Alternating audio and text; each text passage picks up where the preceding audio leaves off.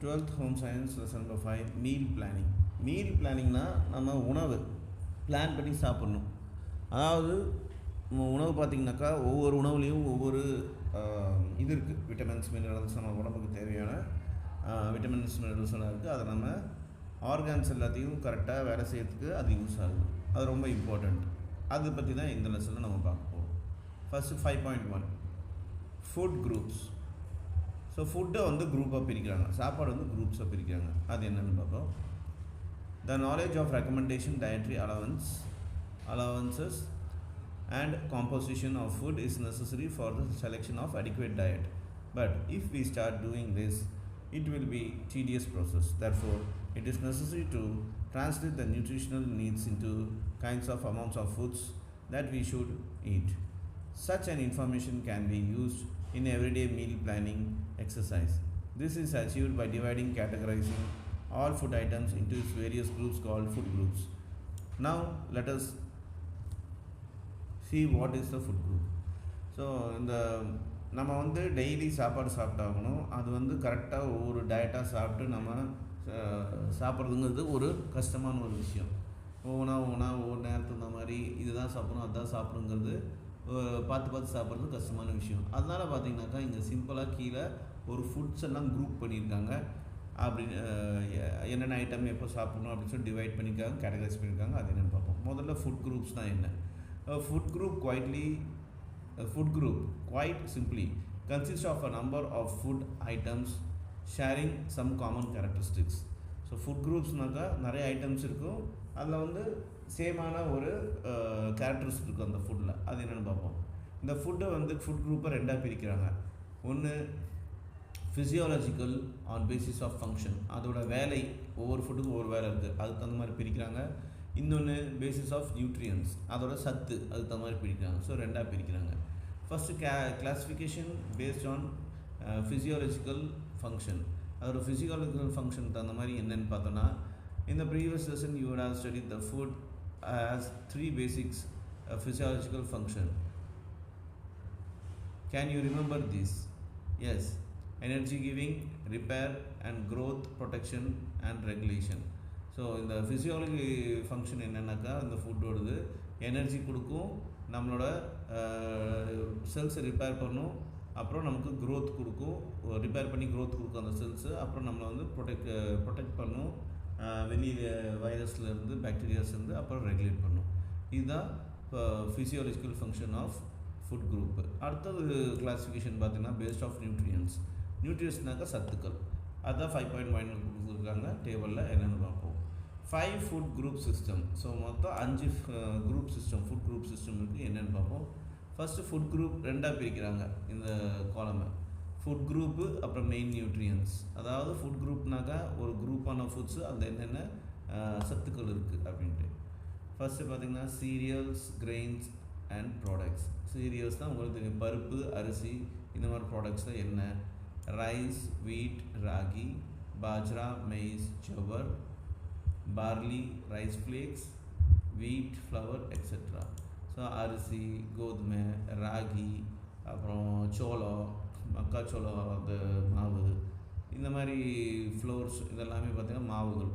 இதில் என்ன சத்து இருக்குது அப்படின்னா, இதில் எனர்ஜி இருக்குது, ப்ரோட்டீன் ஃபேட் இருக்குது, விட்டமின் B1 இருக்குது, விட்டமின் B2 இருக்குது, ஃபாலிக் ஆசிட் இருக்குது, அயன் இருக்குது, ஃபைபர் இருக்குது. ஸோ இது ஒரு குரூப் ஆஃப் ஃபுட்டு. அடுத்தது பல்சஸ் அண்ட் லெக்யூம்ஸ், அதாவது பருப்பு வகைகள், பருப்பந்தானிய வகைகள். Bengal gram, black gram, green gram, red gram, lentil, whole as uh well as dal, cowpea, pea rajma, soybean, beans etcetera. So இந்த எல்லா பருப்பு வகைகளும் பார்த்திங்கனாக்கா, தானிய வகைகளுக்கும் பார்த்திங்கன்னா உங்களுக்கு என்ன இருக்குன்னா, எனர்ஜி இருக்குது, ப்ரோட்டீன் இருக்குது, ஃபேட் இருக்குது, விட்டமின் B1 இருக்குது, விட்டமின் B2 இருக்குது, ஃபோலிக் ஆசிட் இருக்குது, கால்சியம் இருக்குது, அயன் இருக்குது, ஃபைபர் இருக்குது. Next milk and meat products.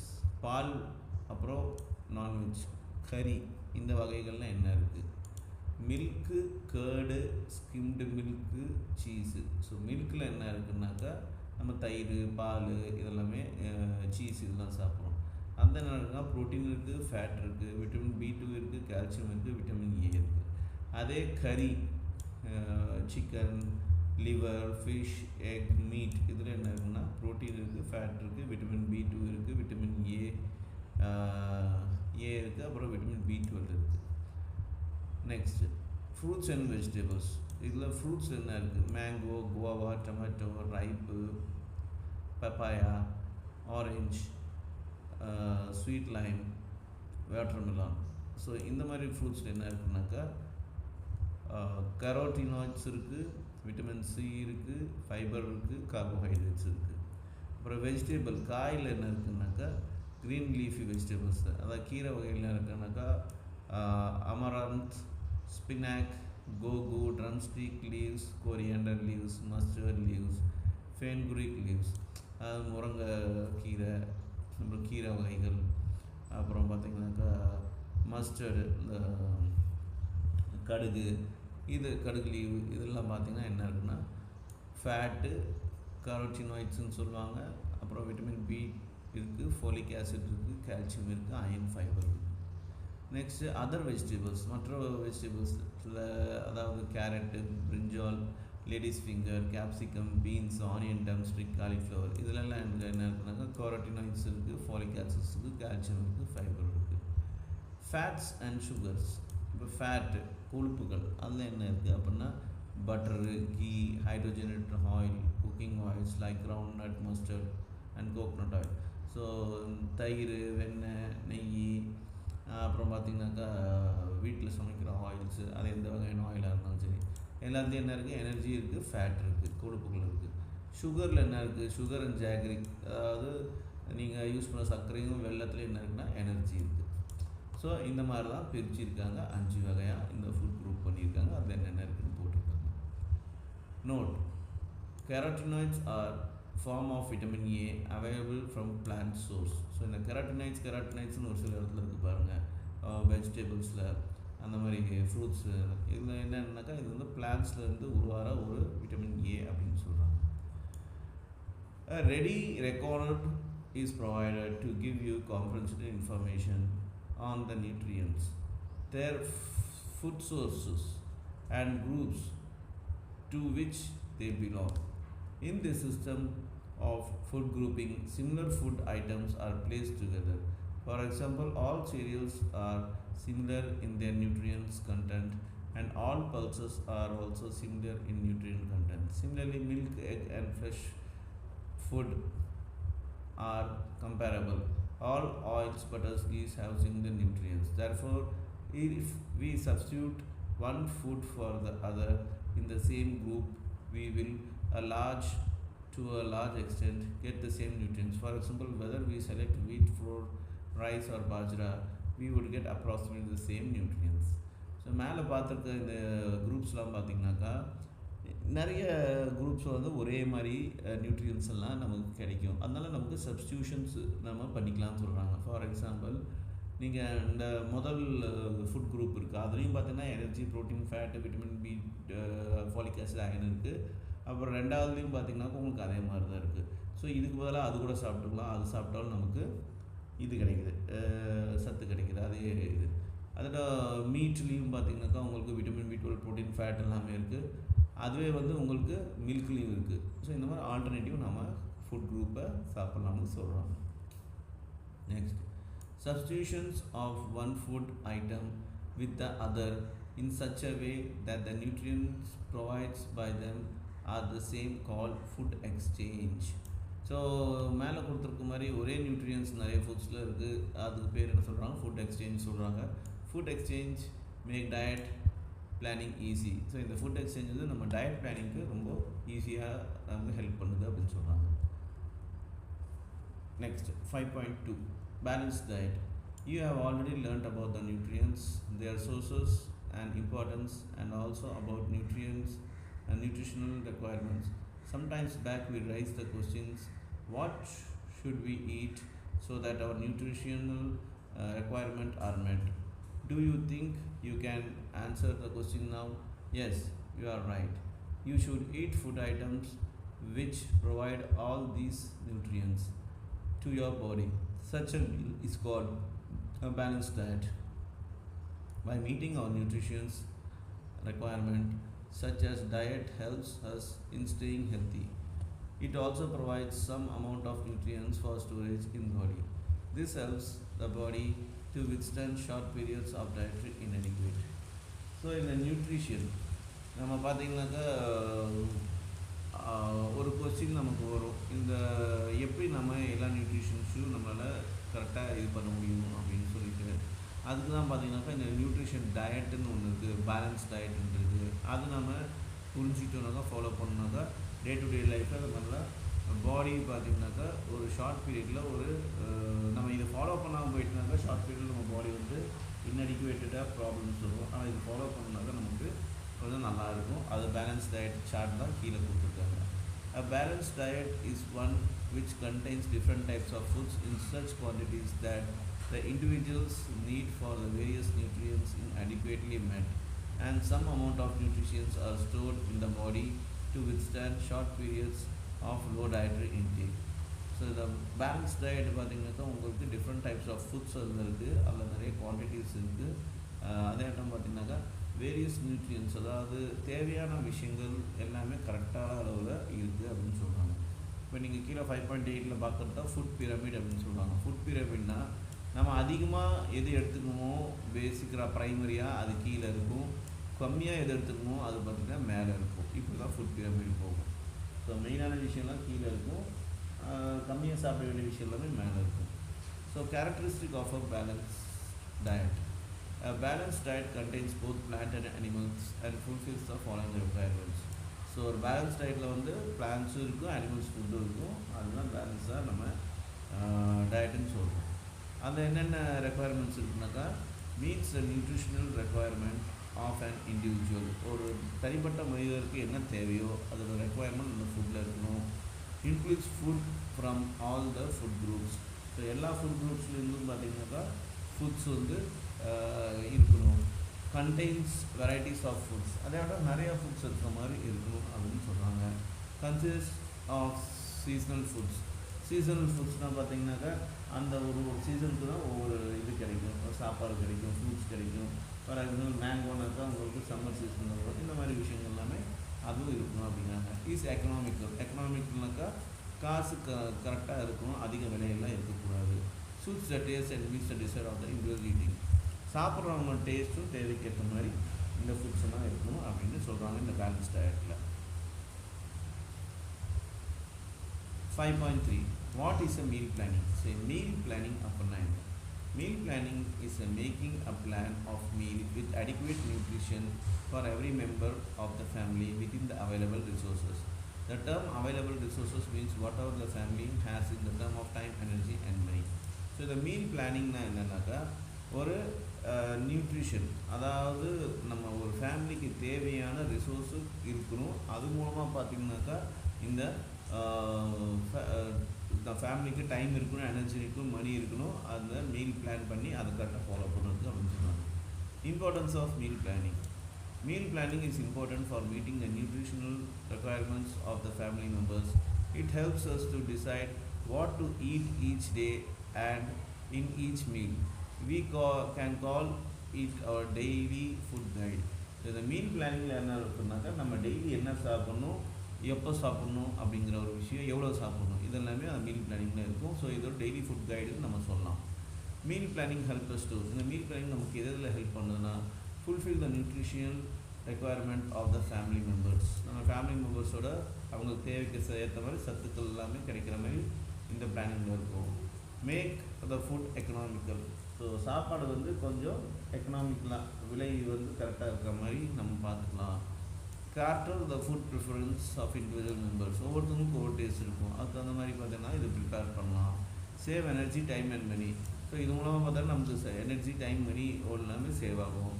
Use left over foods, நம்ம வந்து மிச்சமாக கூட அப்புறமா கூட சாப்பிட்டுக்கலாம். ஸோ இதுதான் மீல் பிளானிங்கில் இருக்கிற ஒரு plus point. The following sections will help you to understand these points clearly.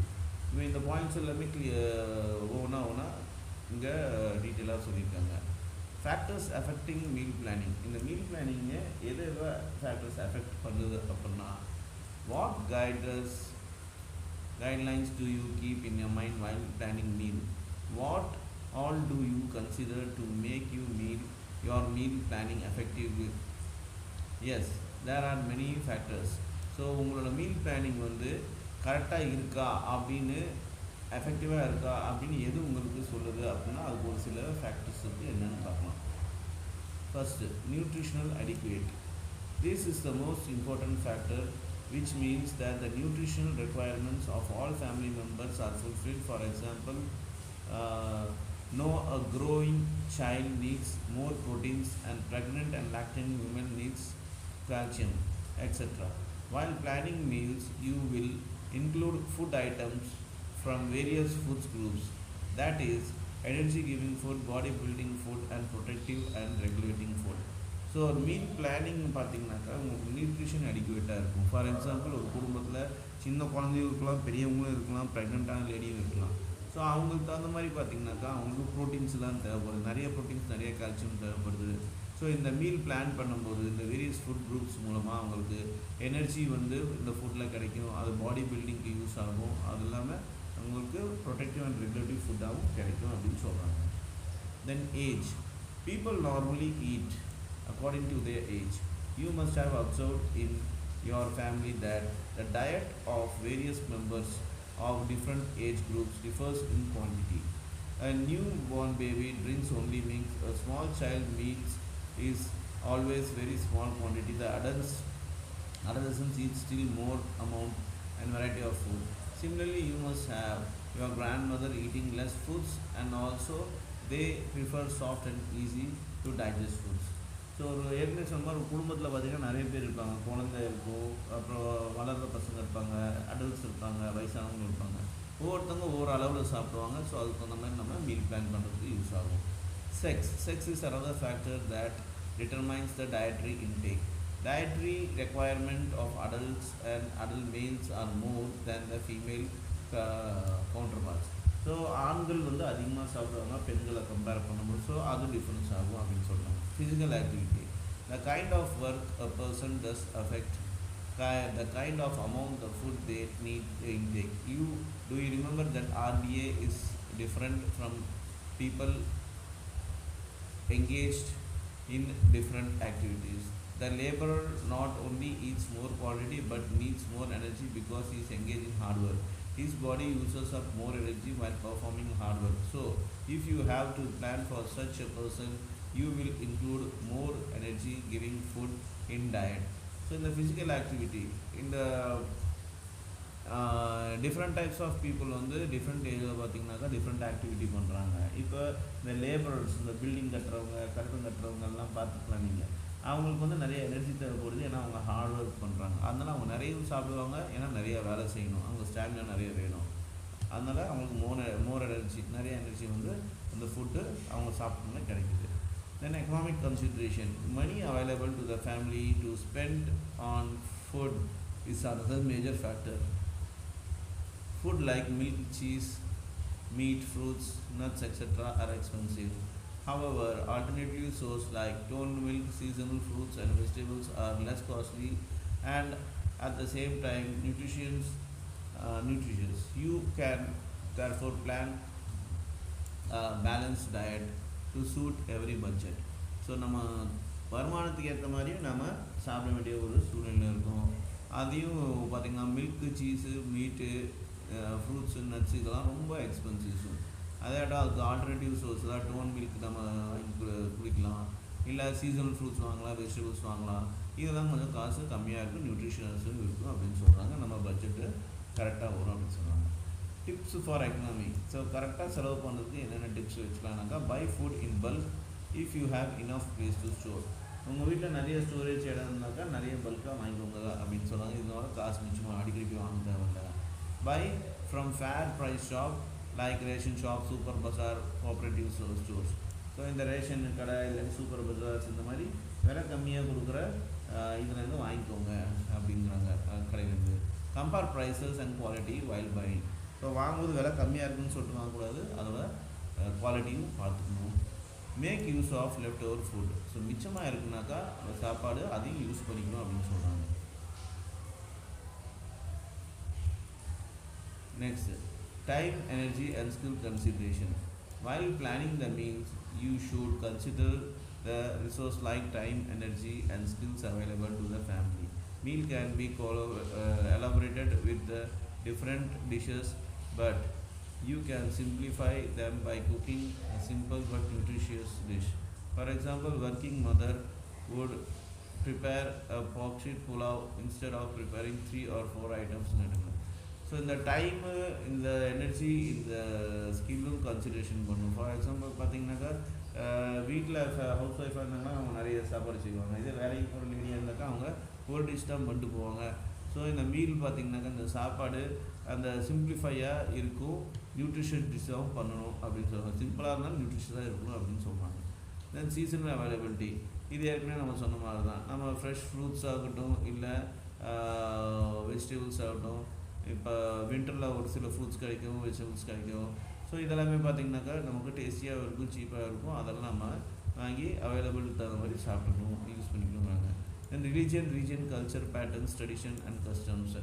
So இங்கே பார்த்திங்கனாக்கா இது எதை பற்றி சொல்லிக்கலாம், ஒவ்வொரு ஏரியாலேயும் பார்த்திங்கன்னா ஒவ்வொரு கல்ச்சர் இருக்கும், அதையாட்டம் அவங்க ஜியாகிரபிக்கல் கண்டிஷனும் மாறும். அப்படி இருக்கும்போது ஃபார் எக்ஸாம்பிள் நார்த் இந்தியாவில் பார்த்திங்கனாக்கா கோதுமை அதிகமாக சாப்பிடுவாங்க. அதே கடலோர பகுதியில் பார்த்திங்கனாக்கா இந்த தேங்காய், கோகோனட்டு, ஃபிஷ்ஷு இதெல்லாம் அதிகமாக சாப்பிடுவாங்க. அதே மாதிரி பார்த்திங்கன்னா ஸ்டேப்பிள் ரைஸ், சவுத் இந்தியாவில் பார்த்திங்கன்னா ரைஸ் அதிகமாக சாப்பிட்றாங்க, ஸ்டேப்பிள் ஃபுட் அதிகமாக சாப்பிட்றாங்க. அதுக்கு ரிலீஜியஸ் பிலீஃப் இருக்குது, ஒவ்வொரு மதம் சார்ந்த பிலீஃப் இருக்கும். அந்த மாதிரி பார்க்கும்போது உங்களுக்கு வெஜிடேரியன் பார்த்திங்கனாக்கா அவங்க வெஜிடபிள்ஸ், ஃப்ரூட்ஸ் மட்டும் தான் சாப்பிடுவாங்க. அதே நான் வெஜிடேரியன்ஸ் பார்த்திங்கனாக்கா அவங்க மீட் தான் சாப்பிடுவாங்க, மீட் ப்ராடக்ட்ஸ் தான் சாப்பிடுவாங்க. அதோட ஹிந்துஸ் பார்த்திங்கனாக்கா அவங்க பீஃப் சாப்பிட மாட்டாங்க. அதே முஸ்லீம்ஸ் பார்த்திங்கனாக்கா போர்க் சாப்பிட மாட்டாங்க. ஸோ இந்த மாதிரி எல்லாமே கல்ச்சுரல் ரிலீஜியன் பேட்டர்னும் சாப்பாட்டில் கலந்துருக்கு அப்படின்னு சொல்லுவாங்க. Then varieties in colours and textures. Examine the following 2 menus which one is better. So colours, சாப்பாடோட கலர்ஸ் இப்போ கீழே 2 மெனு கொடுத்துருக்காங்க. அதில் எது பெட்டர் அப்படின்ட்டு பார்க்க சொல்கிறாங்க. அது ஃபஸ்ட் பார்த்திங்கனாக்கா ஃபஸ்ட்டு மெனு, செகண்ட் மெனு கொடுத்துருக்காங்க. ஃபஸ்ட்டு சப்பாத்தி, ரைஸு, அரது டால், அதாவது உருது தால் சொல்லுவாங்க, நம்ம பருப்பு, pumpkin vegetable, curd, salad, radish and onion. இது ஃபஸ்ட் மெனு. செகண்டில் பார்த்திங்கன்னா சப்பாத்தி, ரைஸு, ராஜ்மாங்கிறது ஒரு பீன்ஸ் வகை, fried ladies finger, carrot raita, salad, cabbage, cucumber, beetroot, papad. இதில் ரெண்டுலேயும் எது பெட்டர் அப்படின்ட்டு உங்களுக்கு சூஸ் பண்ணுறாங்க. The second one has a variety of terms in colors and textures, flavors and methods of preparation. These factors helps you to make the meat more appealing, attractive and hence more acceptable. So first மெனுவில் பார்த்திங்கனாக்கா சிம்பிளாக இருக்குது, அவ்வளோ கலர்ஃபுல்லாக இல்லை. அது second மெனுவில் பார்த்திங்கன்னா கலர்ஃபுல்லாக இருக்குது, நியூட்ரிஷியஸும் இருக்குது, வெரைட்டிஸும் நிறையா இருக்குது. ஸோ செகண்ட் மெனு பெஸ்ட்டு அப்படின்னு சொல்கிறாங்க, நல்லதுன்னு சொல்கிறாங்க. Likes and dislikes of individuals.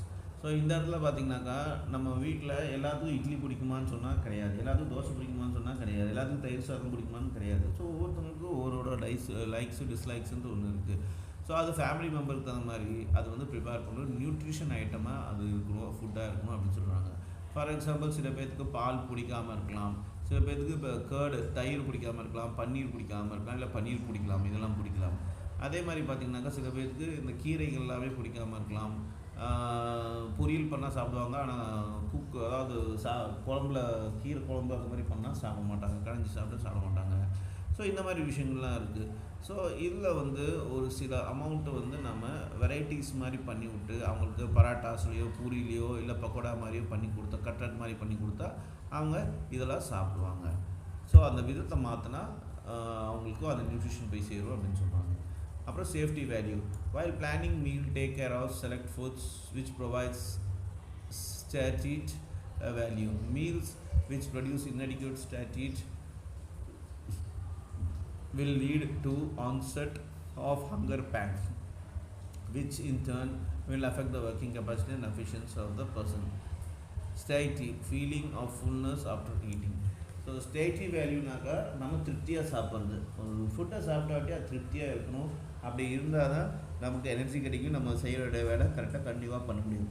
அது நம்ம கம்மியாக பிடிக்காமல் சாப்பிட்டோம், இல்லை கம்மியாக சாப்பிட்டோம்னா